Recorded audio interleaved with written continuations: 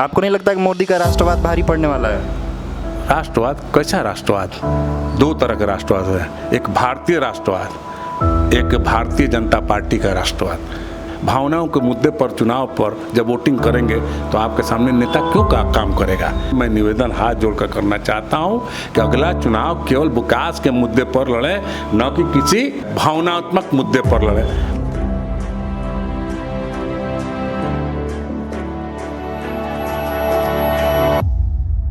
आप पूरी बात तो सुनिए। नमस्कार, प्रणाम। मैं प्रणव उपाध्याय और आप देख रहे हैं यूथ टर्मिनल।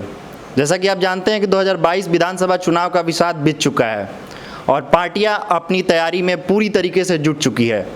आज हम आपके सामने बलिया सदर से एक बढ़िया प्रत्याशी के साथ हैं जो बताएंगे कि बलिया में उन्होंने क्या काम किया और क्या दावेदारी है उनकी और क्यों उनको टिकट मिलना चाहिए। तो हम बात कर रहे हैं बलिया से समाजवादी पार्टी के कार्यकर्ता राम जी गुप्ता से। सर प्रणाम, स्वागत है आपका। नमस्कार। तो जैसे कि बलिया में हम देख रहे हैं कि बलिया में कई नेता दावेदारी कर रहे हैं अपना बलिया सदर से टिकट के लिए। तो अगर आपको टिकट नहीं मिलता है तो कहीं ऐसा तो नहीं है कि पार्टी में बगावत हो या कुछ ऐसा? नहीं, ऐसा कुछ भी नहीं होना है। बलिया में लगभग 20 लोग दावेदारी किए हैं और उसमें आपको जानकारी होनी चाहिए कि दूसरे दल से भी लोग जो आए हमारे यहाँ, लगभग उसमें 5-6 तो पूर्व में विधानसभा लड़ चुके हैं, सारे लोग हैं। लेकिन सब अखिलेश जी की जो लोकप्रियता, जो पिछले कार्यकाल में जनता के लिए काम किए थे, आज उनकी लोकप्रियता आज चरम बिंदु पर पहुंच रही है और सारे लोग जनता के हित के लिए अखिलेश जी के साथ जुटे हुए हैं, न कि टिकट के लिए। मतलब आपका कहना है कि अगर किसी को टिकट नहीं मिलता है तो वो बगावत नहीं करेंगे? कोई एक प्रत्याशी बगावत करने वाला नहीं है। किसी को मिलेगा सब उसके साथ मिलकर उसको जिताने। लेकिन सर एक बात बताइए, जैसे बलिया से चंद्रशेखर प्रधानमंत्री हुए, बलिया से मंत्री हुए कई लोग, लेकिन फिर भी बलिया की स्थिति जैसी होनी चाहिए वैसी स्थिति नहीं देखने को मिल रही है। नहीं, आपकी इस बात से मैं पूर्ण रूप से सहमत हूँ।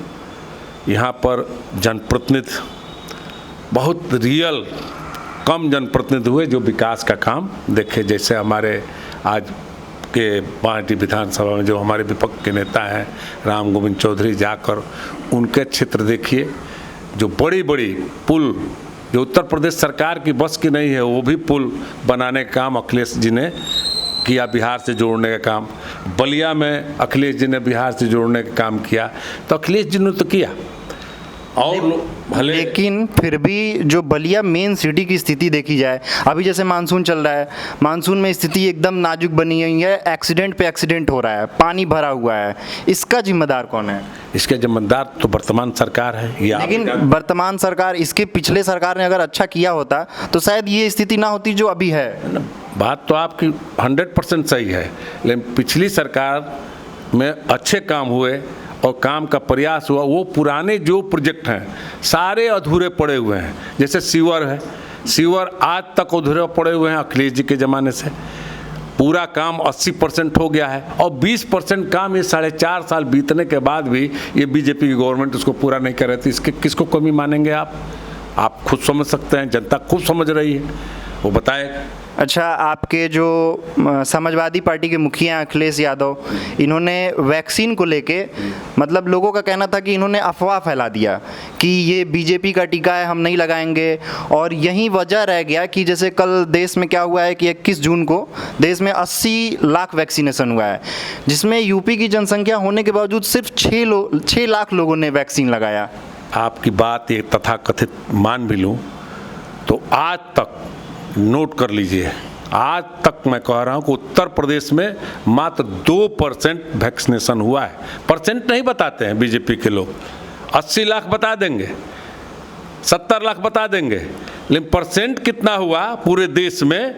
आपसे गरीब विश्व के देश वैक्सीनेशन में बहुत आगे हैं। आज भी हम 11% केवल अपने देश में पहली डोज लगाने का काम किया है। बहुत आप 80 लाख की जो बात किए, आप सोच लीजिए कि जहां 135 करोड़ की आबादी है और वहाँ पर आप इतनी रफ्तार आपकी है। जैसे परसेंटेज की बात आप कर रहे हैं, ठीक है, वो अपने जगह पे सही है, लेकिन जो एक अफवाह फैलाया गया, जहां जब कोरोना से सारा संसार जूझ रहा है, उस समय क्या था कि बड़े बड़े नेताओं को सामने आना था और लोगों से कहना था कि आप वैक्सीन जाके लगवाइए क्योंकि ये टीका जरूरी है।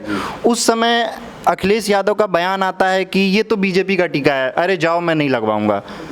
तो इस पे क्या कह रहे हैं? इसी की वजह से हो सकता है कि बड़े नेता हैं वो और लोग उनको मानते हैं, जैसा कि आपने स्टार्टिंग में बताया कि लोग उनके लिए एकदम समर्पित हैं। तो हो सकता है कि कार्यकर्ता ये सोचे हो कि हाँ मेरे मुखिया ऐसे बोल रहे हैं तो हम वैक्सीन नहीं लगाएंगे।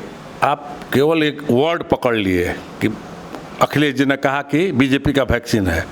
तर्क क्या था उनका? पूरी डिटेल जब, ये तो प्रेस का एक कमाल है कि जो उसमें से एक लाइन छाट लेते हैं, कुतर्क में गढ़ लेते हैं। प्रेस की बात मैं बता रहा हूँ, उनका तर्क था कि ये बीजेपी का वैक्सीन है, जबकि मैं आ रहा हूँ, आप पूरी बात तो सुनिए। वो उस समय निश्चित रूप से कहे थे, जिस तरह से आप देख रहे हैं वैक्सीनेशन पर मोदी जी का चेहरा आ रहा है, वो जो सर्टिफिकेट मिल रहा है, और उस समय सीधे सीधे बीजेपी कह रही थी कि मेरा वैक्सीन है। भारत सरकार का वैक्सीन हो सकता है, उत्तर प्रदेश सरकार का वैक्सीन हो सकता है, और उत्तर प्रदेश सरकार मतलब जनता, भारत सरकार में जनता का वैक्सीन है।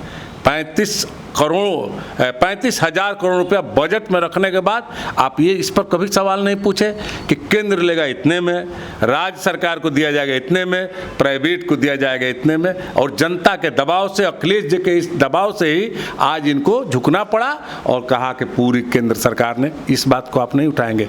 निश्चित रूप से कहे थे कि जो वो अपने पक्ष में उसको करना चाहते हैं, ये जनता का वैक्सीन है, जनता के पैसे से ये वैक्सीन है, ना कि ये मोदी के बाप के, मोदी के घर का वैक्सीन है कि जोगी का घर का वैक्सीन है, ये हमारा वैक्सीन। चलिए मान लेते हैं आपकी बात। और जैसे कोरोना में क्या था कि बलिया के जितने भाजपा के विधायक हुए, सांसद हुए, ये नदारद थे। समाजवादी पार्टी ने ग्राउंड पे क्या किया लोगों के लिए जब दूसरा वेव कोरोना का आया था? शायद आपको जानकारी होगी ये क्वेश्चन हमसे उठाने से पहले से कि समाजवादी पार्टी के माननीय अखिलेश जी ने पूरे निर्देश दिए थे पूरे प्रदेश में कि एक गली में, जिस गली में आप रहते हैं समाजवादी पार्टी का कार्यकर्ता, एक भी गरीब भूखा न रहे। जब हम लोग सड़क पर निकलने का काम किए तो आपको नहीं जानकारी तो जान लीजिए, हजारों लोगों के ऊपर हम मुकदमा झेल रहे हैं। किस लिए? जनता में हम जाकर राशनिंग जो बांट रहे थे, जो खाना बांट रहे थे, उसको गवर्नमेंट ने रोका और मेरे ऊपर मुकदमा किया।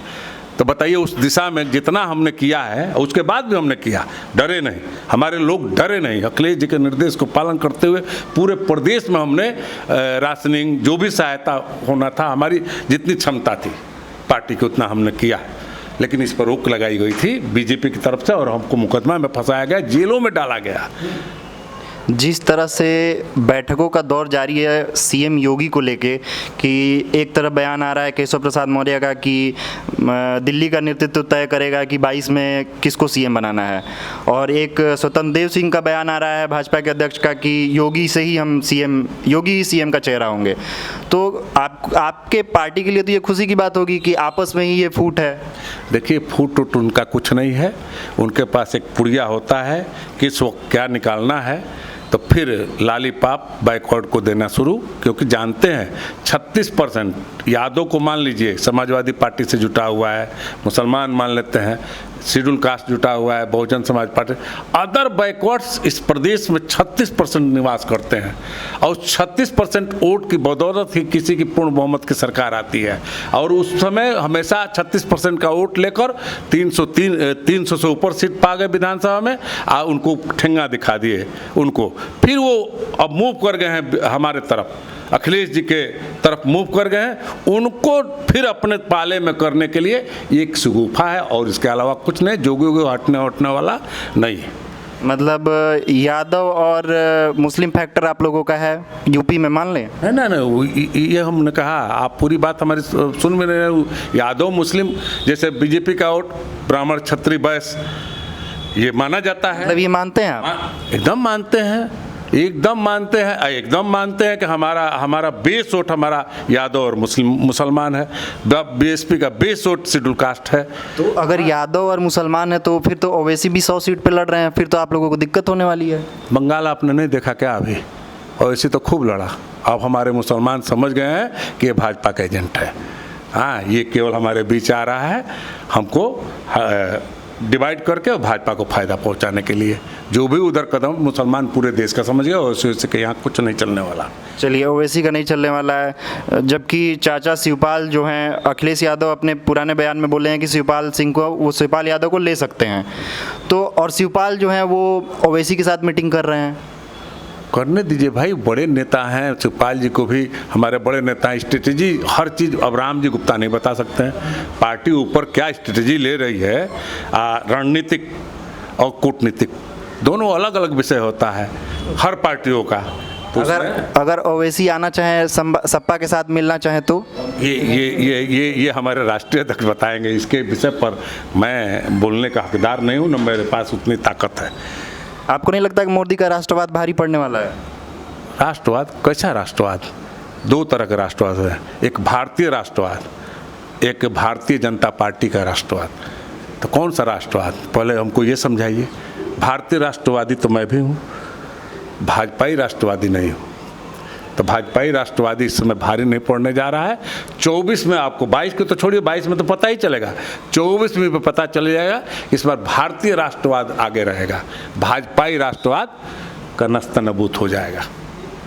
अगर आपको टिकट मिलता है बलिया से, आप जीतते हैं, तो अगर आप जीत जाएंगे तो बलिया के लिए क्या करेंगे? क्योंकि मैंने पहले स्टार्टिंग में बताया कि बलिया की बदहाली जो है, आप बलिया के लिए क्या करेंगे? सबसे बड़ी बात है भाई कि कोई किसी भी जनप्रतिनिधि, मैं ही जीत जाऊँ, किसी भी जनप्रतिनिधि का पहला लक्ष्य होना चाहिए कि जिस जनता ने हमें पहले चुनाव जिताया है, उस जनता की मूल समस्याएं क्या हैं।